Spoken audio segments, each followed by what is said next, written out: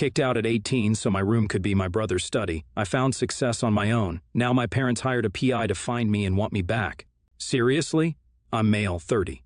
The way my parents perceived success in raising children was very toxic and screwed me up for years. Neither of them was financially very well off during their childhoods, and the only reason we became middle class was that Dad had gotten the college scholarship that was the launchpad he needed to become successful. But both my mom and dad still had a lot of anxiety about how I and my brother Derek, May of 25, were going to make it in life. Since Dad had done it through the academic route, he thought it would be the only way for his kids to have a good life. My mom was also on his side, and she herself regretted not being more serious during high school and didn't want us to make the same mistakes. Because of that, they were on my case ever since I was born.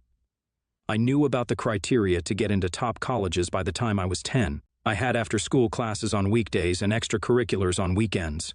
My real passion wasn't in any of the things I was good at. Through false practice by my parents, I could care less about my piano lessons or my SAT score. It was all forced down my throat from an early age, and that made me rebel against what my parents wanted of me. I was more interested in the idea of working in film or acting, but you can imagine what the reaction was like from my parents. On the flip side of all this is Derek. Since Derek was so much younger than me, he was the do-over kid, and my parents forced the same things onto him in a less toxic way. Well, maybe less toxic isn't the right word, but a different kind of toxic. Instead of threats and constantly claiming that he was going to ruin the family, Mom and Dad built up Derek's ego and constantly hyped his achievements. If he ever came second or didn't do well, they would reduce the amount of affection he got. It was like conditioning Pavlov's dog. Derek didn't have to be told to study like me, since from a young age he knew the things he had to be good at to win the love of his parents. By the time I was 17, my 12-year-old brother had a lot more going for him as compared to me at that age. He had been doing so well academically that he'd skipped a grade. He'd also been able to win several state-level competitions and was an overall multi-talented person. But he and I stopped getting along because he always rubbed his achievements in my face and, to be honest, never bothered having a personality beyond being a smug jerk. Around this time, my dad got laid off from his job, and money was tight around the house. It affected us as a family, and I tried my best to help out. I began working and saving money, but things were still tight, especially with the kind of money my parents spent on tutoring and education. During dinner one night, I casually broached the topic of me not attending college.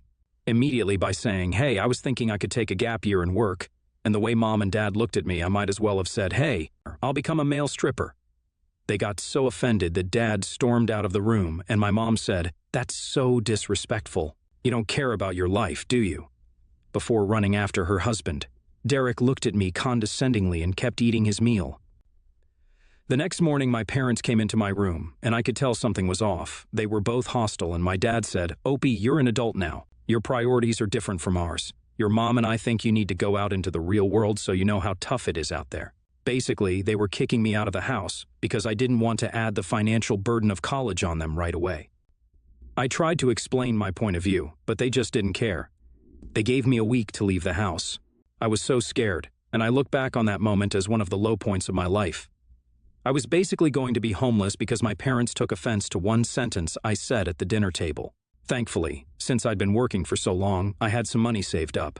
I moved into a shitty apartment and kept working odd jobs while figuring out how to improve my life. My parents never explicitly went no contact with me, but they never initiated contact with me unless I took the first step. I would try and check in, or at least try and maintain some kind of relationship. It probably wasn't worth my time. The last straw that made me give up as well was when I heard from a relative that my dad had been speaking about the extra space they now had to make Derek a study room so he could work without distractions. The room I had spent my entire childhood in was being turned into a study room. That hurt me a lot, and I just stopped speaking to my parents. I blocked their numbers and decided to spend my energy on trying to make a career out of acting. I uploaded skits on YouTube and ended up getting a lot of traction. After a few years, I had around 200,000 subscribers and decided to move to LA after a few other influencers had asked me to work with them on collaborative projects. From then on, I never looked back.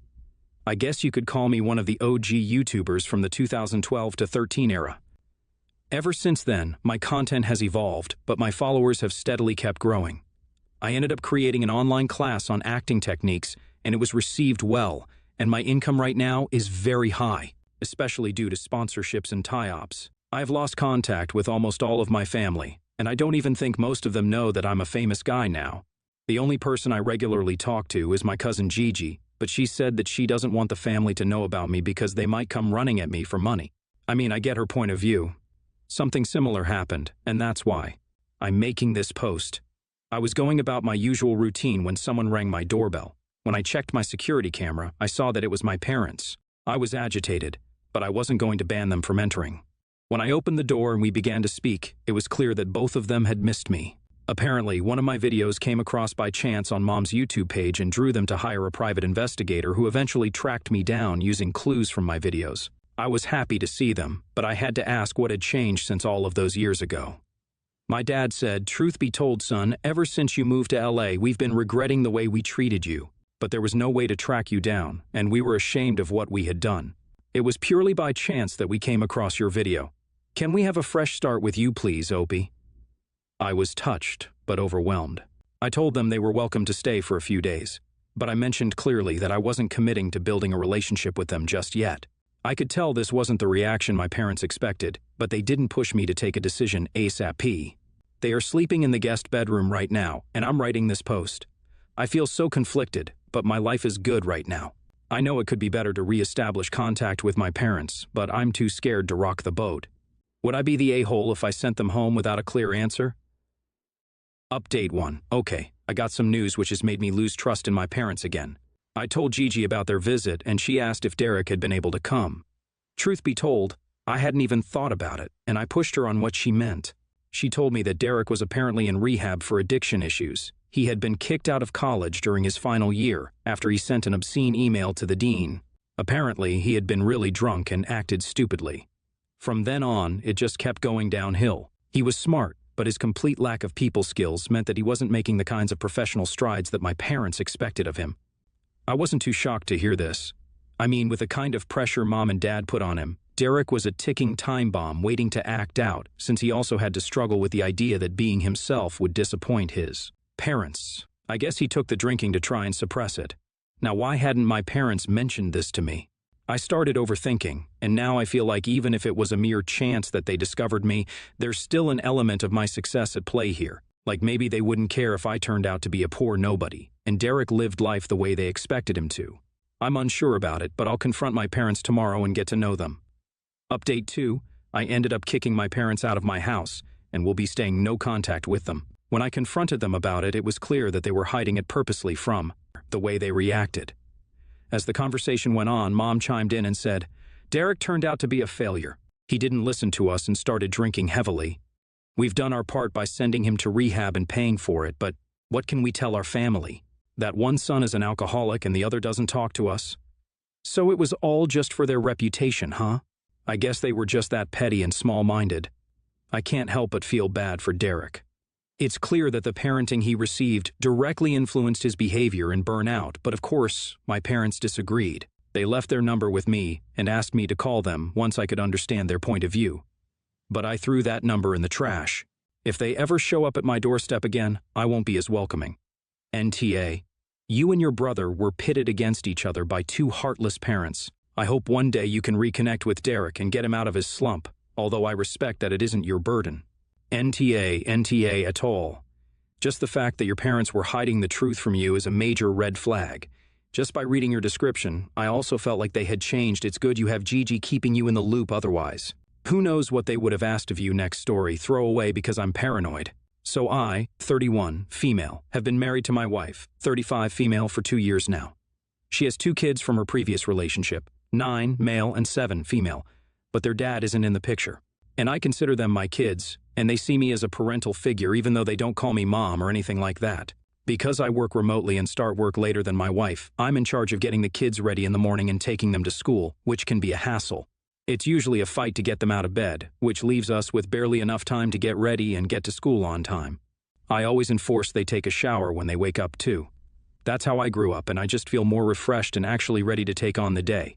However, trying to get everything done in the morning has led to a few late drop-offs at school, to the point where my wife was notified. She asked me what was up, and she was confused why the kids had to shower in the morning when they already shower at night.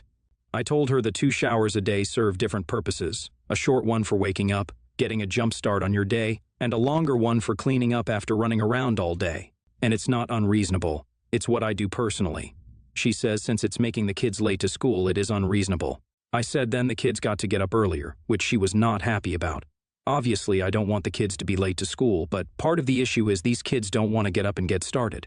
And we've never been significantly late before, so I don't know anymore. So, am I the a-hole for making my kids shower twice a day? Edit. I encourage speedy showers, like 5 minutes as a goal. I'm not actively trying to make them late. I'm trying to encourage a good routine. My wife is a bit more laissez-faire on the issue and says she would rather let them go to school in their PJs without breakfast if it meant they'd be on time. I'm trying to have all their needs met, and if they're 10 minutes late to school, it's not the end of the world. Second edit, it doesn't dry out your skin if you shower in cold water. Also, moisturizer helps with dry skin. It doesn't take that long to dry off, especially since they don't wash hair or get it wet in the mornings. I'm not a pervert nor a hard ass. It goes like this. I wake up, say, "You go take a shower, and I'll meet you downstairs for breakfast," and then I go get them something to eat. They have never been bullied for being late. When we are late, I walk with them to the classroom, and it doesn't appear like they're missing instruction. At worst, they miss morning recess on the announcements of what they're serving for lunch, but they bring lunch from home. Reluctant third edit. Surprised everyone is concerned about cold showers. We live in a climate that's warm year-round, so cold showers are the way to go. The place I used to live had solar-heated waters, so on rare cold days, all you had was cold water, or turn on the electricity and wait 2 hours for the water to heat up. Of course, that's whatever personal preference is and stuff. Final edit. Hopefully some of these comments are nasty and are assuming a lot. No, cold showers, especially when it's hot outside, do not equal abuse. No, they don't get dressed when they're still wet. No, I don't force kids with wet hair out the door in the middle of a harsh winter. No, their skin is not falling off. No, we don't have AC, so sometimes nights are warm and sticky. Ironically, you all use your own personal preferences and biases to call me an a-hole for using my personal preferences and biases to raise my kids. You can't call me an a-hole for assuming my kids are carbon copies of myself when you're naturally assuming there's somehow carbon copies of you strangers on the internet that live vastly different lives from us. Update, I see your comments and accept that I'm wrong. More importantly, I want to do what's best for them. It's obviously a cultural thing that not everyone agrees with. I've talked to my wife, and we're all designing a new morning routine together. Again, I accept that I'm wrong. It's difficult being a newer parent. I understand people concerned with truancy and CPS, but trust me, it's not at a point yet. YTA. Showers twice a day could actually be bad for their skin, unless you're using the right products. You're trying to impose your personal habits on the kids against their will and against their mother's wishes. It's interfering with their schedule and causing a problem with tardiness. It's 3 against 1 here. Just because it's how you grew up doesn't mean you have to enforce it on others. The kids are already struggling with mornings. Forcing them to get up earlier to take a shower just because you did doesn't make sense. Just because it makes you feel ready for the day doesn't mean it works that way for them. I don't know that your framing of it, as they just don't want to get started, is helpful either. Sounds like you're calling them lazy for not wanting to get up in the morning. They may not be getting enough sleep. Their body clock may simply not be good in the early mornings, or maybe some other reasons. But defaulting to these kids are being bad and lazy by not doing things how I do is a dangerous game and rarely ends well. YWBTA if you don't listen to your wife here. Next story. Yo, this is the stupidest situation I've ever been in, and I need the internet to weigh in because I have no idea who is the a-hole at this point. I, 16, female, have always been really big for my age. They tested me to make sure I didn't have a medical issue because it was so freaky, but turns out nothing is wrong. I'm just really tall and built. I've been teased about it my whole life, but I like it now. My parents do not. They worry about me not fitting in, and they get really upset when people confuse me for a boy, which happened a lot before boobs. So, my mom has always had me wear really obviously girly clothes. I have to keep long hair, and they've always pushed me towards really girly things. I think they're afraid I might be trans. Or at least people will treat me badly thinking that I am. It's not great, but it's always been more trouble to not go along with it. I started working out over the last year, and I really like weightlifting. I must have good genes for it because I've made a lot of progress. The problem is that my muscles are bulking enough to be noticeable now, and my parents think it's going to get me bullied for being too masculine. So they said I have to stop. My dad suggested jogging or yoga instead. I'm doing yoga, but I miss my weight workouts, so I asked the coach that teaches my health class if I could come in early and use the school's weight room. I've been doing that for a month, but my parents found out about it this week from one of my teachers. They said I disobey them and went behind their back, and I'm grounded. I said it was really stupid that I can't work out the way that I like and they can't stop me. My mom said I'll thank them when I want to start dating. I'm doing push-ups out of spite, and my dad says that it's good that I want to exercise, but I'm being disrespectful. NTA. It's great that you found something that you enjoy doing and that makes you feel good about yourself. Your parents' concerns may come from a good place, but ultimately it's your body and your choice of how you want to exercise and take care of yourself. As long as you're doing it safely and responsibly, you shouldn't have to give it up because of their opinions. It's also not fair for them to force you into gender roles and make you conform to societal expectations. Keep doing what you love and standing up for yourself. NTA.